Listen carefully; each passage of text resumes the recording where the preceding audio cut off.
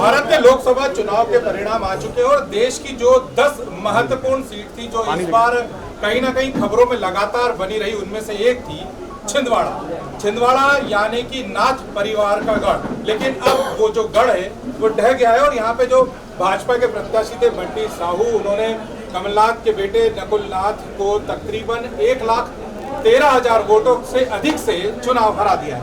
बंटी भाई, चुनाव जीत चुके हैं, तय बात है कि जनता ने आपके ऊपर विश्वास किया है और अब डबल वादों का आपके ऊपर भार है। एक तो वो जो आपने किए हैं और दूसरा वो जो कमलनाथ ने किए थे, यानी कि अब दोनों पूरा करने होंगे आपको। कोई ऐसा भार नहीं है जिसके सर पे मोदी जी का आशीर्वाद हो, हाथ हो, तो वहाँ कोई भार नहीं है। हमारा प्राथमिकता भी प्रेस कॉन्फ्रेंस भी हुई थी, वहाँ पर भी मैंने कहा कि हमारी प्राथमिकता छिंदवाड़े का विकास है। कमलनाथ जी ने तो हमेशा झूठे वादे, झूठी घोषणाएं की है और पिछले 42 वर्षों में जिस तरीके से छिंदवाड़े को लूटने का काम किया और खुद अरबपति खरबपति बन गए और छिंदवाड़े के गरीब और गरीब हो गए, तो मेरी प्राथमिकता यही हो रहेगी छिंदवाड़े का विकास, छिंदवाड़े की शिक्षा, अच्छी शिक्षा, अच्छा स्वास्थ्य, अच्छा रोजगार, इसके अवसर में यहाँ उपलब्ध करवाएं, इस पर हम काम करें। बंटी साहू इस बार चुनाव लड़ रहे थे, अकेले नहीं लड़ रहे थे, पूरा संगठन यहाँ पर लगा हुआ था, केंद्रीय नेतृत्व भी लगा हुआ था। कितना असर पड़ा इन सारी बातों का? पूरा संगठन में तो सर्वप्रथम हमारे संगठन के मुखिया वी.डी. शर्मा जी का बहुत बहुत आभार और धन्यवाद व्यक्त करना चाहता हूँ।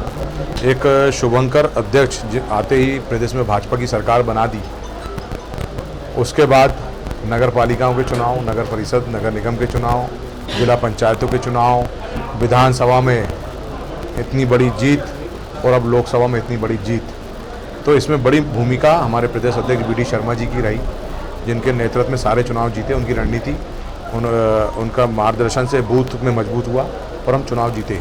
हमारे प्रदेश के यशस्वी मुख्यमंत्री डॉक्टर मोहन यादव जी, क्या जोश है उनमें, क्या जो ऊर्जा, जुनून और उसी तरीके से व्यवहार के विनम्र, जो जिनके मन में गरीबों के प्रति सम्मान, उनके लिए योजनाएं इतने कम समय में गरीबों के सम्मान, गरीबों के लिए योजनाएं बना करके उन्होंने गरीबों के दिल में अपनी जगह बनाई है। ऐसे मोहन यादव जी का साथ, अमित शाह जी का नेतृत्व, उनका मार्गदर्शन, नड्डा जी, कैलाश विजयवर्गीय जी, प्रहलाद पटेल जी, सबका साथ मिला, सब लोग साथ। ये भारतीय जनता पार्टी ऐसा संगठन है, आप देखिए मोदी जी ने सबसे ज़्यादा सभाएं की, तो बड़ा नेता भी छोटे के कार्यकर्ता के साथ में लगा रहता है, जो सिर्फ भारतीय जनता पार्टी से सीखने को मिलता है। आपने मुद्दा उठाया कि 40 साल में विकास नहीं हुआ, भ्रष्टाचार हुआ। क्या इस भ्रष्टाचार की जांचें होंगी? भ्रष्टाचार की जांचें जहाँ जहाँ समय बात होती है हम लोग बातचीत रखते हैं।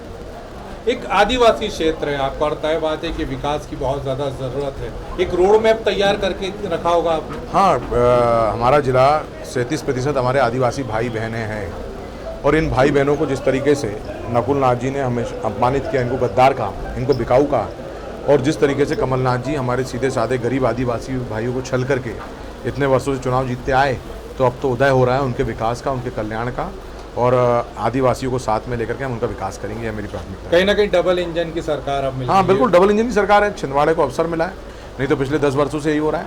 केंद्र में हमारी भाजपा की सरकार, मध्य प्रदेश में भाजपा की सरकार, लेकिन छिंदवाड़े में कांग्रेस के प्रतिनिधि थे।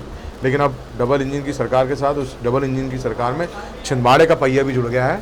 अब सब तरफ विकास का, सब तरफ विकास होगा, छिंदवाड़ा का भी विकास का जो पहिया है वो जुड़ चुका है। और तय बात है कि इतने सालों बाद भारतीय जनता पार्टी को छिंदवाड़ा से मौका मिला है, तो कहीं ना कहीं नई इबारत लिखने का मौका तो जरूर बंटी साहू को यहाँ से मिलेगा। आने वाले 5 साल ये बताएंगे कि विकास की जो ये डोर है ये कहाँ तक बंटी साहू लेकर जाते हैं। बंटी भाई, आपने हमसे बात की उसके लिए बहुत बहुत धन्यवाद। कैमरामैन जुबेर के साथ मैं विनीत श्रीवास्तव, ग्रामीण भारत। खबरों में बने रहने के लिए ग्रामीण भारत टीवी को सब्सक्राइब कीजिए और बेल आइकॉन दबाना ना भूलें।